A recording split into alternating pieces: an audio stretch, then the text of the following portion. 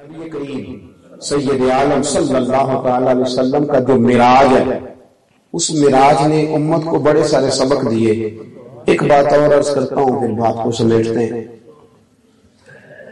معراج کا واقعہ نا جس موقع پر ہوا نا، وہ موقع بڑا دلچسپ ہے۔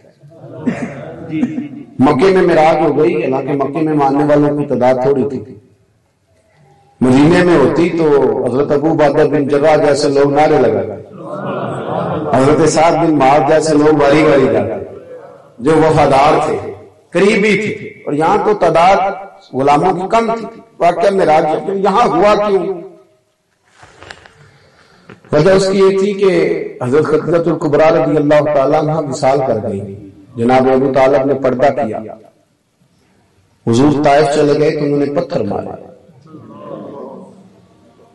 مکے والے مانتے نہیں، قلب اطہر رنجیدہ ہوا، سرکار رات کو سوئے تو رو کے سوئے۔ تو رب کریم نے فرمایا محبوب غم نہ کریں، آپ میرے پاس آ جائیں۔ حضرت جبریل جب گئے نا تو جا کے انہوں نے جو لفظ کہیں حضور کی بارگاہ میں، عرض کرتے ہیں یا رسول اللہ چلیے، رب آپ کی ملاقات کا شوق فرماتا ہے، اللہ مشتاق۔ یہ دکھوں کو کبھی غلط نہ سمجھو۔ سکھی بندہ تو مکے جا کے نہیں روتا۔ یہ بہت سارے لوگ ہیں سونے کا چمچ لے کے پیدا ہوئے ہیں تو بے درد پیدا ہوئے، دنیا میں دکھ ہی نہیں دیکھا تو درد کہاں سے آئے؟ نہ بچا بچا کے تو رکھ اسے، تیرا آئینہ ہے وہ آئینہ، شکستہ ہو تو عزیز تر ہے نگاہ آئینہ ساز میں۔ جب آپ کو دکھ گھیر لیتے ہیں اور جب سارے ساتھ چھوڑ کے جاتے ہیں، اور جب کسی جانب سے 3 تنقید کے نشتر بہتے ہیں، تو پھر ہی تو بندے کو محسوس ہوتا ہے کہ میرے ساتھ جو پورا چھاؤں کیے ہوئے ہیں، ایک میرا خدا ہے، دوسرے محمد مصطفیٰ ہے۔ پھر تو سجدہ مزہ دیتا ہے، پھر تو درود شریف کے لفظ بعد میں نکلتے ہیں اور آنسو پہلے آتے ہیں۔ جب آپ تنہا رہ جاتے پھر آپ کا رب رسول سے قرب بڑھ جاتا ہے۔ واقعہ معراج ہمیں بتاتا ہے غموں کو برا نہ جانو، تکلیفوں کو کبھی برا نہ جانو، یہ تو تمہیں نرم کرتی ہے، یہ تو تمہارے اندر حسن پیدا کرتی ہے، یہ تو وقار۔ واقعہ معراج سارے کا سارا کیا ہے؟ من المسجد الحرام الی المسجد معراج مسجد الحرام سے مسجد اقصی تھا، یعنی مسجد سے معراج شروع ہوئی اور مسجد تک گئی۔ نبی پاک صلی اللہ علیہ وسلم جب یہاں سے چلے تھے تو 2 رکعتیں پڑھ کے چلے، حرم شریف میں 2 رکعتیں پڑھ کے چلے۔ پھر حضور فرماتے ہیں رستے میں مدینہ شریف کی زمین آئی تو وہاں بھی اتر کر میں نے 2 رکعتیں پڑھی۔ حضور فرماتے ہیں پھر میں نے چلتے چلتے حضرت موسیٰ کو بھی نماز پڑھتے دیکھا۔ پھر حضور فرمانے لگے کہ جب میں مسجد اقصی میں گیا تو وہاں بھی میں نے نماز ہی پڑھائی، وہاں بھی میں نے، اور بیت المعمور پہ گیا تو وہاں بھی فرشتوں کو نماز ہی پڑھائی۔ حضرت علی کہتے ہیں میں تو حضور کو خواب میں بھی دیکھتا تھا تو سرکار نماز ہی پڑھا رہے ہیں۔ سارا واقعہ معراج نماز کے گرد گھومتا ہے۔ حضور نمازیں پڑھاتے گئے، واپس آئے تو نماز لے کے آ گئے۔ نماز، اللہ تعالیٰ آپ کو جزائے خیر عطا فرمائے۔ معراج شریف کی محفل کا تحفہ لنگر نہیں، نماز ہے۔ کیا انہیں نفل زیادہ پڑھ گئے؟ اللہ اللہ زیادہ کر گئے۔ معراج کا تحفہ تو نوافل ہے، عبادات۔ پھر آگے بھی دیکھیے گا کہ حضور فرماتے ہیں جب میں مسجد اقصی میں تھا نا تو سرکار فرماتے ہیں میرے دل میں یہ شائبہ بھی نہیں تھا کہ جماعت میں کراؤں گا۔ حضور امام الانبیاء ہیں، یہ حضور بیان بھی کرتے ہیں، جانتے بھی ہیں۔ یہ سرکار اپنے اس منصب سے آگاہ ہیں کہ ضروری تو نہیں کہ ہر وقت بندہ آگے آگے جانے کی کوشش کرے۔ فرماتے ہیں میرے دل میں شائبہ بھی نہیں تھا کہ میں جماعت کراؤں گا۔ وہ تو اذان ہو گئی، اقامت ہو گئی تو جبریل امین نے بازو تھام کے کہا حضور نماز آپ نہیں پڑھانا، حالانکہ 1,24,000 کم و بیش نبی موجود تھے۔ نماز، توجہ ہے میری بات پر؟ چلیں اب باتیں آ گئی ہیں تو کرنی تو پڑتی ہے نا، کرنے کے رہنے دیں، تھوڑی سی کڑوی ہے۔ مسجد کی امامت، اس کو بھی اب لوگ چھوٹا سا درجہ سمجھتے ہیں۔ کبھی پیر کامل صاحب امامت کرتے ہیں، سوال بھی پیدا ہوتا ہے وہ کیسے کرے گا؟ یہ تو کرے گا کہ مولوی بیچارہ چھوٹا سا نماز پڑھائے، اور پیر صاحب وہ تھوڑی پڑھائیں گے وہ تو دعا کریں گے وہ بھی ان کی طبیعت مانے تھے.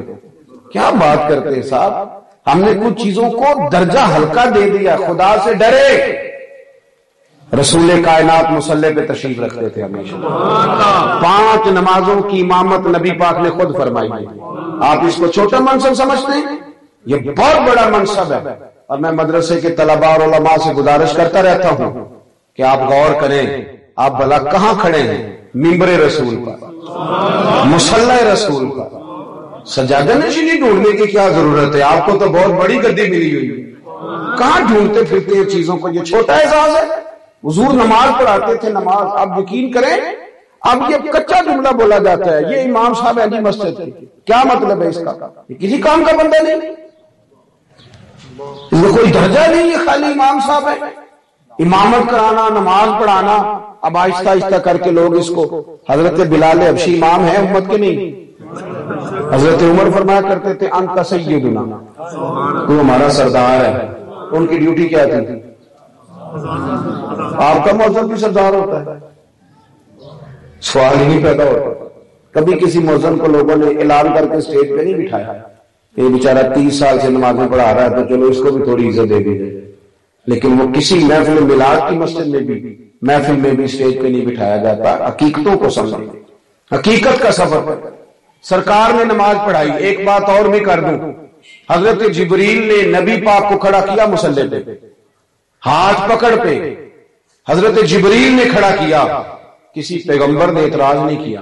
تو جنہیں جبریل کھڑا کریں, جب ان پر اعتراض نہیں تو جس ابو بکر صدیق کو خود رسول پاک کھڑا کریں, خود نبی کریم کھڑا کریں, حکم دو لوگوں ابو بکر کو کہ لوگوں کو نماز پڑھیں, اس پر اعتراض کا کیا معنی ہے؟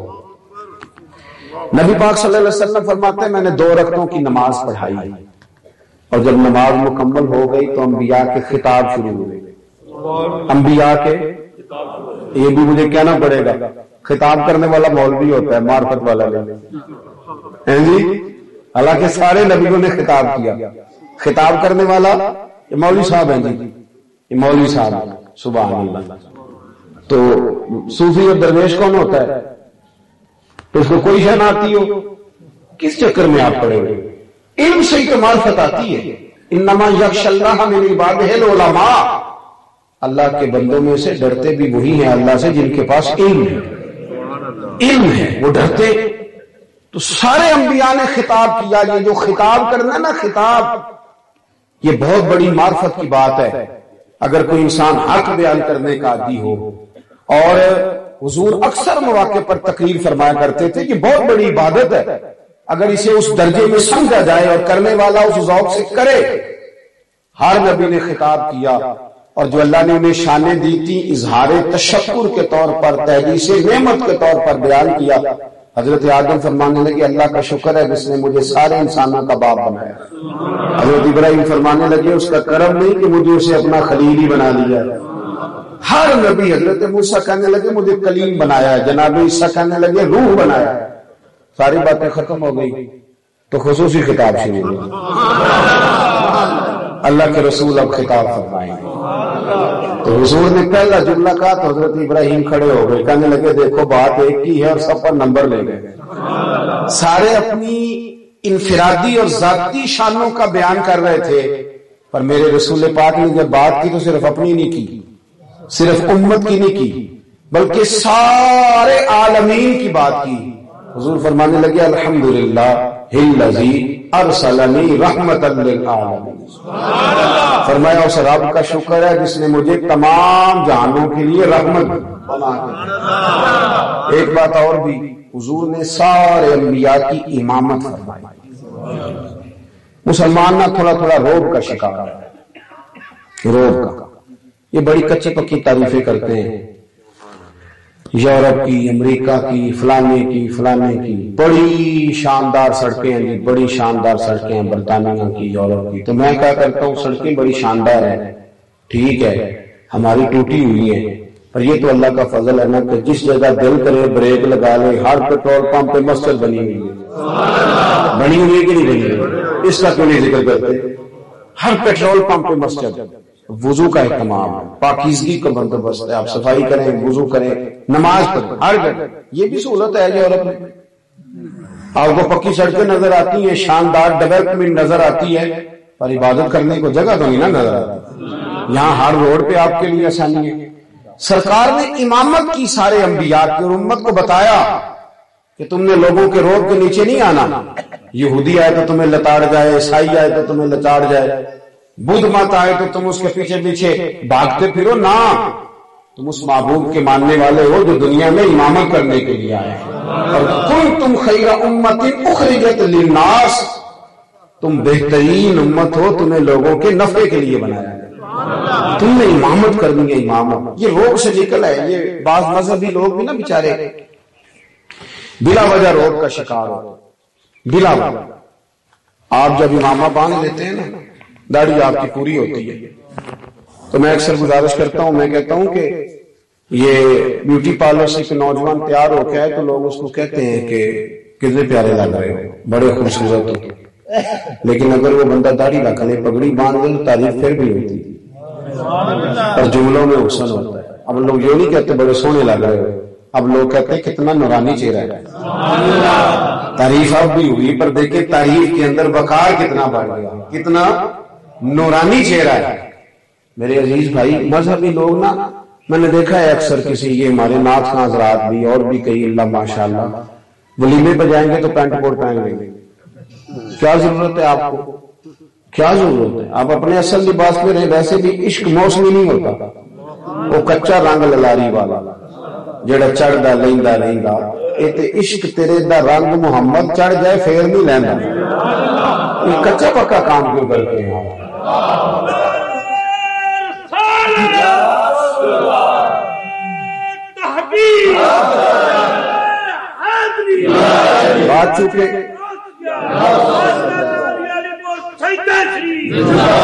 بات چونکہ وقت تھوڑا رہ گیا، بات کو سمیٹنا ہے. حضور جب معراج سے واپس آئے تو دلائل مانگے لوگوں نے، بحث ہونے لگے. اور یہ بات بھی آپ ذہن میں رکھیں کہ انہوں نے دلائل مانگے تھے نا، مانا انہوں نے پھر بھی نہیں. اکثر دلائل مانگنے والے لوگوں کا حال یہی ہوتا ہے. ہم کوشش کرتے ہیں انہیں مطمئن کرنے کی، لیکن وہ مطمئن ہونے کو چونکہ تیار ہی نہیں ہوتے، ان کا ارادہ ہی نہیں ہوتا. لہذا جتنے بھی دلائل دیے جائیں وہ ان کو تسلیم کرنے کو تیار نہیں ہوتے، تو دلائل مانگنے شروع کر دیے. یہ بات یاد رکھ لیں کہ جب اللہ تبارک و تعالیٰ آپ کو کوئی اعزاز عطا فرماتا ہے نا، پھر اللہ مدد بھی فرماتا ہے، پھر رب کہیں مدد بھی کرتا ہے. پھر جب سچائی، چونکہ سچائی ہوتی ہے، اس کو ثابت کرنے کے لیے پھر اللہ تبارک و تعالیٰ بڑی ساری چیزیں آپ کی آنکھوں کے سامنے روشن فرما دیتا ہے. حضور فرماتے ہیں میں معراج سے واپس آیا اور جب یہ بات لوگوں کے بیچ کہی تو لوگ آ کے بیٹھ گئے. انہوں نے پوچھنا شروع کر دیا کہ آپ مسجد اقصیٰ چونکہ من المسجد الحرام الی المسجد الاقصیٰ، انہوں نے دیکھی مسجد اقصیٰ کی، اس لیے اللہ کریم نے بھی آسمانوں کا اس میں ذکر ہی نہیں فرمایا. لوگوں کی عقل اور شعور کے مطابق بات. انہوں نے پوچھنا شروع کر دیا کہ آپ مسجد اقصیٰ گئے تھے تو اس کی کھڑکیاں کتنی ہیں، دروازے کتنے؟ سرکار گئے، دروازے پر براق کو باندھا گیا، 2 رکعتوں کی امامت کرائی اور حضور واپس تشریف لے آئے. اب میں یہاں آیا ہوں تو آپ مجھ سے کل پوچھیں کہ مزار شریف پہ آپ گئے تھے تو کھڑکیاں کتنی ہیں، دروازے کتنے، بزرگوں کے لوہے مزار پہ کیا لکھا ہوا ہے، تو میں تو نہیں بتا سکتا. یہ کہ فاتحہ پڑھی ہو. آ گئے، پوچھنے لگے اے محبوب علیہ السلام آپ تشریف لے گئے تھے تو مسجد اقصیٰ کے دروازے کتنے، کھڑکیاں کتنی؟ حضور سید عالم صلی اللہ تعالی علیہ وسلم اگر براق پہ بیٹھ کے جا رہے ہیں اور جہاں نظر جائے وہاں براق کا قدم جائے تو سرکار وہاں بھی فرماتے ہیں کہ میں نے نیچے نظر کی تو حضرت موسیٰ کو قبر میں نماز پڑھتے ہوئے دیکھا. حضور یہاں سے بیٹھ کر بھی بتا سکتے تھے کہ مسجد اقصیٰ کی کھڑکیاں کتنی ہیں، دروازے کتنے ہیں اور کون کون سی سمت کیا کیا چیز ہے. لیکن حضور فرمانے لگے جب انہوں نے پوچھا نا کہ یا رسول اللہ بتلائیے دروازے کتنے، کھڑکیاں کتنی، تو حضور فرماتے ہیں میرے رب نے مسجد اقصیٰ کو اٹھا کے میرے سامنے رکھ دیا. میرے سامنے، یہ ترمذی کی حدیث ہے، سامنے میرے مسجد اقصیٰ کھڑی کر دی. اللہ پاک ایسے روشنی کرتا ہے رب کے لیے، لوگوں پر حق یوں واضح کرتا ہے، انشراح صدر دیتا ہے کہتے ہیں سامنے ہر چیز آ گئی، وہ پوچھتے جاتے تھے، میں گنتا جاتا تھا اور بتاتا جاتا تھا۔